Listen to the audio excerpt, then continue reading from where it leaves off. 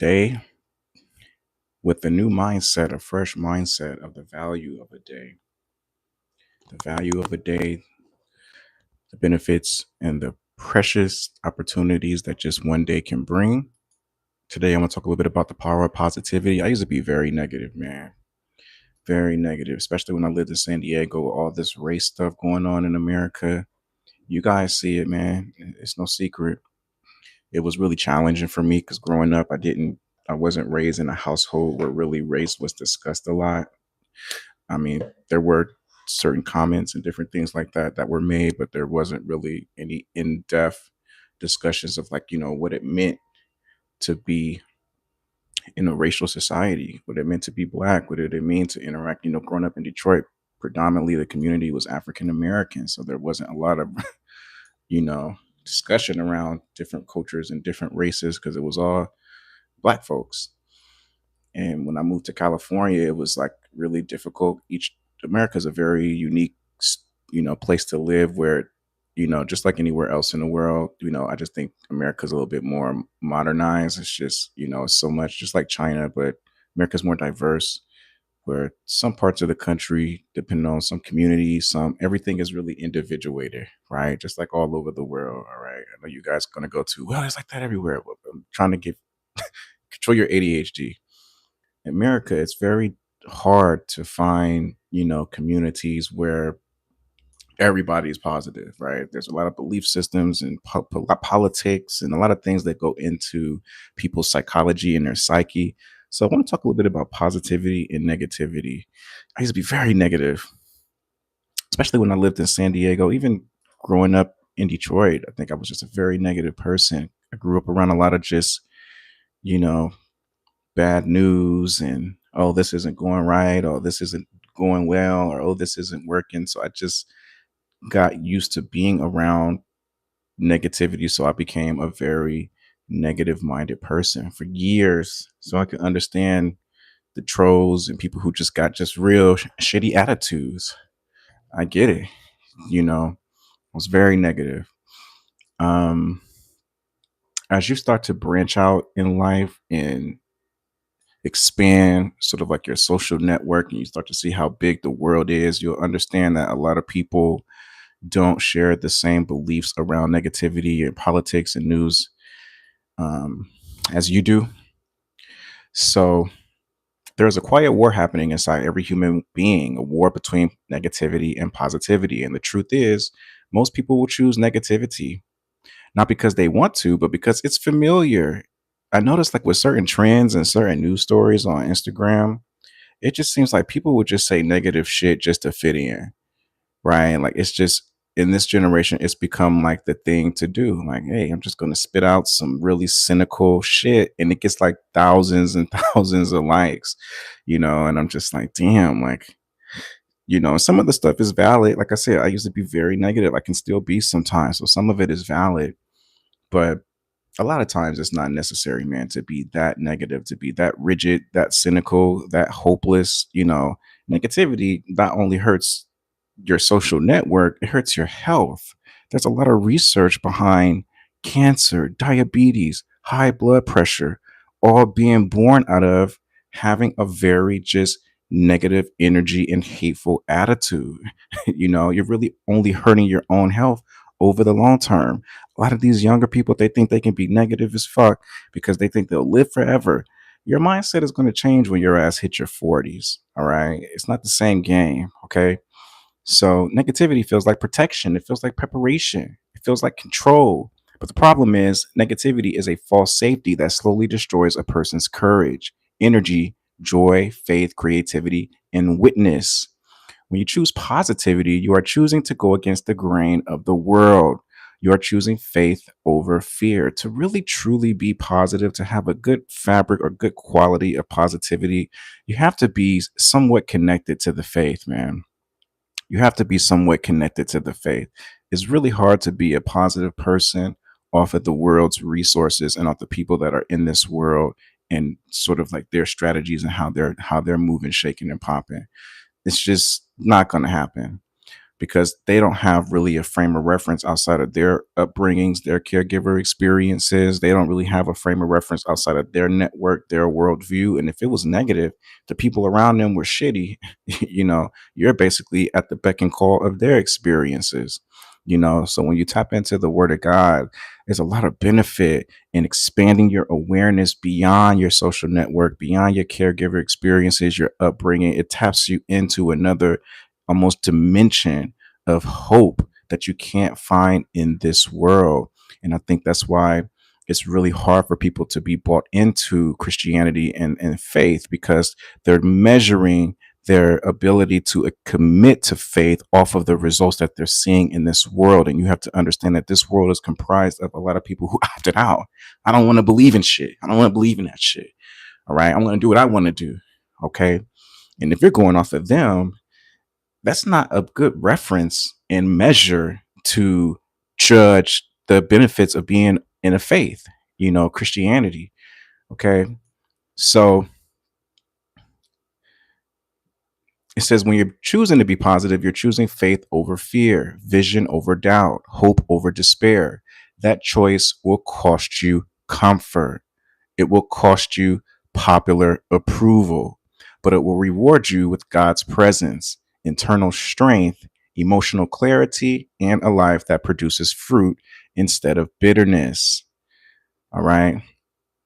So I want to break down why positivity is so hard for some people, like why it's so hard for people just to have hope. I even see this in my practice when I'm working with some cases where it's just like, I can't save the world. I can't change everybody's mind and opinion and go into their brain and rewire their attitudes and their beliefs about their circumstances. It's therapy is like it's like you're like a gardener. All I can do is plant seeds. Okay. It's going to be up to your attitude and your mindset on how those seeds grow and how they populate and what sort of forest or garden you produce. I'm a seed planter. All right. I'm not the therapist that's going to come into your life and say, yeah, I'm going to solve all your problems. I can't solve all your fucking problems. All I can do is plant seeds and be a guide and sort of fan the fire that's in you, because you know the answers to your problems. You know the answers to your problems. Okay. So, one, positivity requires faith. Negativity requires no effort. Negativity is automatic. It's gravity. If you do nothing, your mind slips downward into complaining, suspicion, insecurity, and self protection. Positivity, however, requires faith, and faith requires strength. I was listening to a video of a young brother who talked about faith, and I loved how he broke it down. Forward action, FAITH, forward action in trusting Him. Beautiful breakdown of what faith is. In a deeper note, being able to look at the unseen, go beyond what you see, go beyond your circumstances, go beyond your conditions. Your conditions are going to tell you, be a negative motherfucker. Your conditions are going to tell you, be negative. The world is hopeless. Everything is failure, doom and gloom. Give up. Why even bother? Right? If your conditions were a person, it would be a fucking complainer. All it would do is sit around and complain about everything that you already pretty much know. But you got to sometimes go beyond your conditions. You got to look beyond your circumstances. You got to have almost like x-ray vision when you want to be positive. And that's faith, taking action on the spirit, right? Which is invisible, which you can't see, right? And what you can't see is what you hope for, right? If you're broke, and your money's not right, SNAP benefits are going out, they're laying people off, but you hope that one day you'll get employment. You hope that you'll get a good career. You hope that you'll get a good job. In that moment, you can't see it, but that doesn't mean it's non-existent. So you got to have faith. You got to believe that, you know what, if I want this for myself and it's positive and I can prosper, God wants this for me too, you know? And then from there, you take action on it. You know what? I'm going to start, applying for jobs. And even if you apply and you don't get the job, I'm going to adopt the attitude like I have it. Growing up in Detroit, I didn't have shit growing up, couldn't live with my mother because she was all over the place. Could live with my dad because he was battling drug addiction. So I ended up living with my grandmother in Detroit. Me and her have really different personalities. A lot of her opinions I don't agree with. She didn't agree with any of my opinions. I didn't think I was going to get out the fucking hood. I just didn't see it, you know. And even when my auntie was like, "Hey, go to the Navy, go to the military. There's bigger stuff out there. Look beyond your circumstances. Look beyond your conditions." I was in just the negative. I'm gonna die here mindset, and I took her word, and I was in church every weekend. But sometimes you can be in church and still have little faith. Words just be going through one ear, not the other. And I was like, you know what, man, I'm tired of this shit. Being broke, living off my grandma. I'm like 16, 17, hanging with the same niggas every day, which are my brothers. But I was just like, man, I don't want to do this shit every day. And got out of Detroit, went to the Navy, didn't know what to expect, didn't know how it was going to go. People were telling me, "Oh man, you got orders to go with the Marine Corps. Man, that's the most worst branch to go in. You might die out there, man." I know people, niggas was telling me all kind of negative shit before I got to the Marines. I didn't even know what to expect because I was Navy, but since I was a medic and the Iraq War was going on, they sent the medics for the Navy to the Marine Corps. So I didn't know what that shit meant. So I had a friend who was Navy, a little older, that lived in Detroit, that got out the military. And he was like, "Oh man, you're gonna go with the Marines. Oh, you're gonna be with infantry." Oh, putting all kind of negative shit in my mind. And I'm just like, damn, like what the fuck I signed up for? I already fucking signed up, right?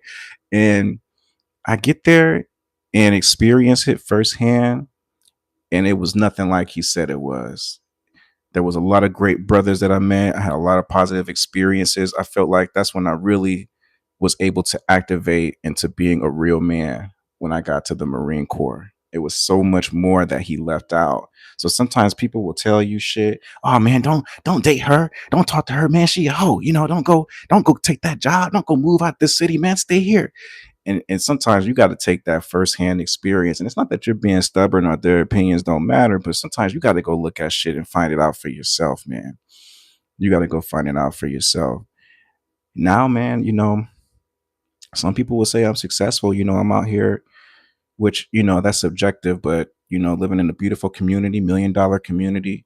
Met my wife. She's Chinese. She comes from a very wealthy family. Not that I needed her for her money, but I was just tired of dating broke bitches. I'm going to keep it real with you.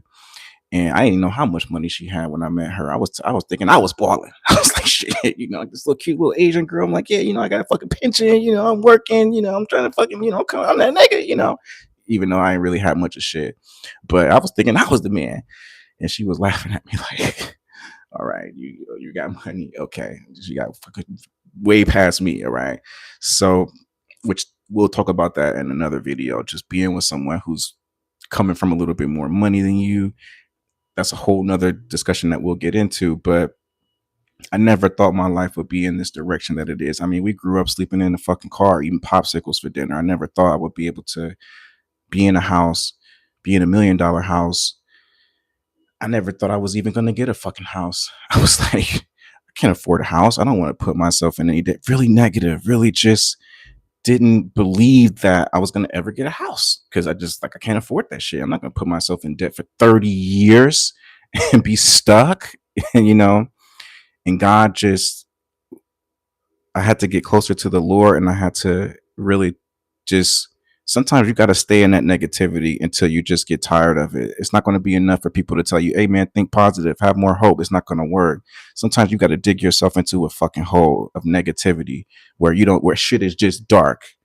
You got it. That's the only way out. Because people could tell you all day, "Hey man, get out of that mindset. There's stuff out there. You can win, God," and you're not going to believe it. Because you're the expert of your experience, and if your situation is fucked up, what can they really tell you? Because we live in a very individualistic society, so people are not going to see what you see. So it's going to take you to have to dig yourself into a deep ass negativity is like a pit. It's going to have to take you to put yourself in this fucking pit, and you're going to be there by yourself, and you're going to look around and you're going to be like, damn. And that's what it took for me. And then I got out of it, and I was just like, man, I can't keep complaining about racism all the time, and I can't keep complaining about the fucking Mexicans. I can't keep complaining about these white people, these niggas, these age. I can't. It's not. The more I'm complaining about them, the less I'm doing for me, the less I'm taking action to build a better quality life. And not saying the shit that I wasn't complaining about wasn't valid, but it wasn't getting me no fucking where. Complaining is like riding in a little Flintstone car and you yappa dabba doing, but your shit ain't moving. You're just scrambling your feet and you're still in the same place. So I had to get out that negativity, man. And it was just like once I started to think a little bit more positive, I started just attracting shit. It was crazy. It was crazy. Like life is almost like a magnet. You attract what you reflect. Shit, if you're negative, you're gonna get more negativity. If you think positive, you get more opportunities. And it was just like my life just took off. People around me was like, how the fuck did he get? How did he get out? How he? So I'll go deeper into my story in the future, but I was negative as fuck, man. So negativity is automatic. It's gravity. If you do nothing, your mind will slip downward into complaining, suspicion, insecurity, and self protection. Positivity, however, requires faith, and faith requires strength. Faith declares that God is still working with me, even when the world looks dark. Most people don't want to exert that kind of spiritual effort, but positivity doesn't mean delusion. It means that you refuse to surrender to your internal world and to the chaos around you. You don't deny reality, you choose which reality you want to give power to. This is from 2 Corinthians 5:7. For we walk by faith, not by sight. That's one of the most difficult things about being a Christian, man. Being a Christian is not easy work. I know there's a lot of pastors and preachers, they just make it seem like this shit just like walking in the park with the garden and you got the butterflies and fucking bunny rabbit. Christianity is hard as fuck. We gotta be honest with people. If you're gonna come into this, you gotta you better be prepared to do some fucking work. So, little personal story. I've been giving up masturbation. It's been 5 days. Really struggling with fucking lust, guys. Like that's like my final boss is lust. They call this No Nut November. I knew that, but I forgot about it. I was watching Show Speed and he kind of reminded me. I was like, oh shit. But I just naturally told myself, I was like, you know what, this shit is enough, man. Looking at porn, masturbating, trying to get that peace right. You're stressed the fuck out. And I was like, man, let me challenge myself. And I'm telling you, if you don't believe in the spiritual world, you don't believe in God, try to stop masturbating.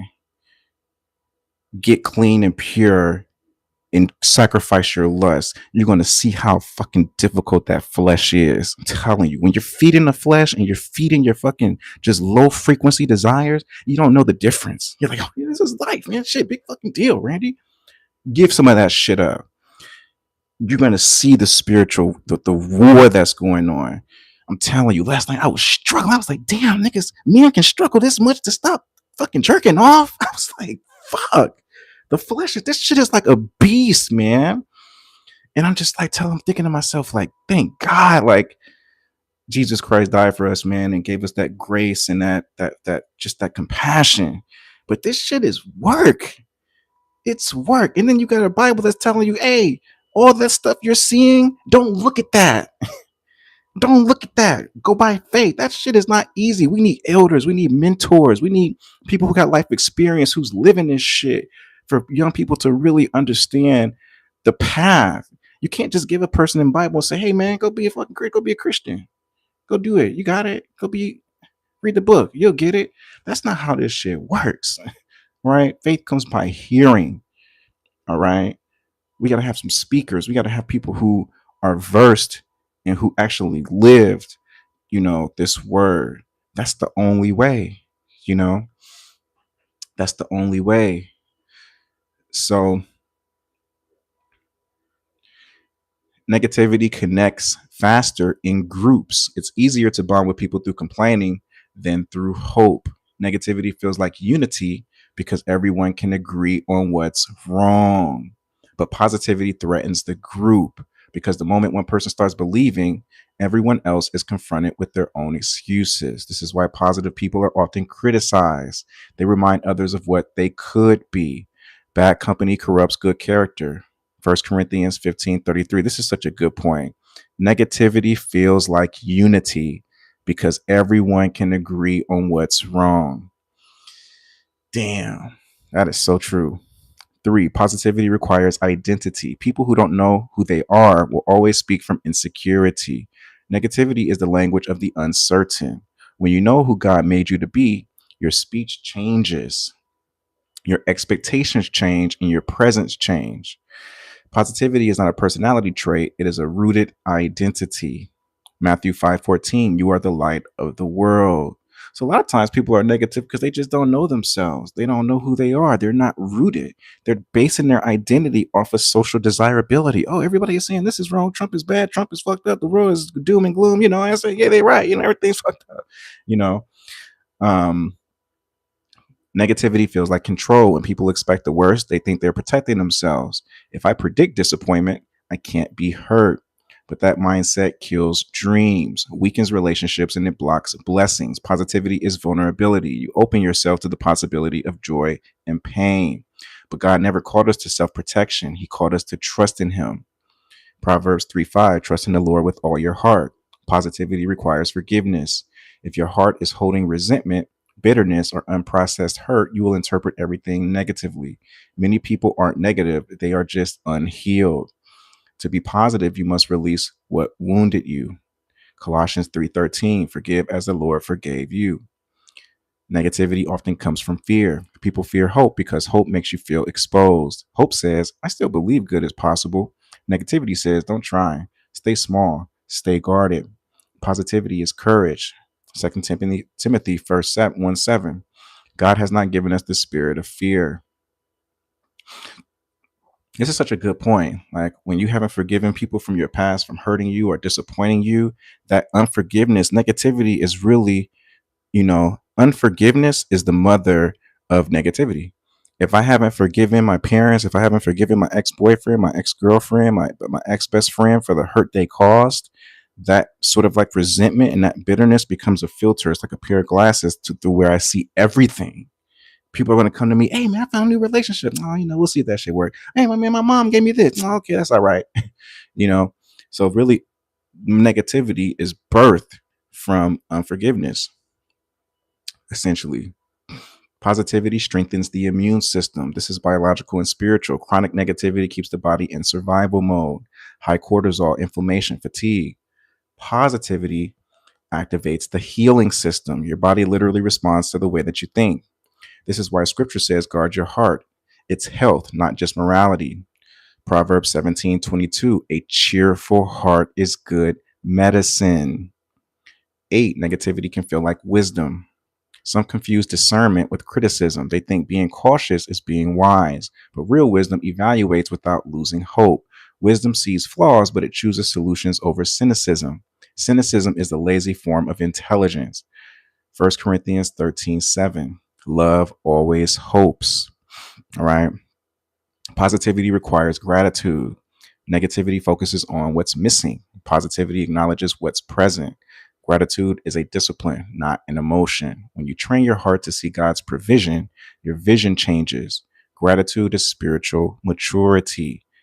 1 Thessalonians 5:18, in everything we give thanks. Negativity seeks validation. Positivity seeks purpose. Negative people want agreement. They want others to confirm their suffering, their doubts, their complaints. But positivity is purpose driven. It moves forward even if no one applauds, right? So a lot of times people who are very negative are looking for an audience, okay? Purpose does not beg for approval. Romans 8:31, if God is for us, who can be against us? Positivity requires self-discipline. Your thoughts will wander, your emotions will fluctuate, but positivity calls you to govern your inner world. That's leadership, that's masculinity, that's spiritual maturity. Men of God master their mind. 2 Corinthians 10:5. Take every thought captive. Negativity comes from comparison. When people compare their lives to others, they automatically see lack. This creates resentment, jealousy, and insecurity. But positivity says, my path is my path. I am on God's timings. Comparison kills joy. Galatians 6:4, each one should test their own work. Positivity recognizes God's sovereignty. When you believe God is in control, positivity becomes logical. Negativity becomes irrational. Why fear what God already governs? Why complain when God is still writing the story? Positivity flows from trust. Be still and know that I am God. Psalm 46:10. Negativity is easy. Positivity is transformational. Everyone can complain. Anyone can criticize, but positivity rebuilds environments. It influences rooms. It heals atmospheres. The strongest person in the room is the one who refuses to surrender joy. Do not be overcome by evil, but overcome evil with good. Romans 12:21. And last but not least, choosing positivity is choosing Christ. Jesus walked into dark environments and refused to let the darkness change him. He changed the environment. To follow Christ means to be a carrier of light, a man of hope, a man of vision, a man of joy. This is not emotional softness. This is spiritual dominance. The joy of the Lord is your strength. Nehemiah 8:10. All right. So, summary: positivity is purpose. Positivity is not seeking external validation or agreement from others and leading with this belief or this false hope that there's no God in the world. A lot of times, people who are very negative are not holding two truths at the same time, that this opposing truth that we have a God, a creator who's almighty, who is in control. All right. Negativity is this reality where there's no God, right? Everything is ran by man and, and we're doomed to fail. All right. And a lot of time it's looking for agreement. It's looking for a community of people to sort of, confirm that, hey, yeah, you're right. Life sucks. Whereas positivity heals your nervous system. It's transformation. It's not afraid to go alone, on a path alone. All right.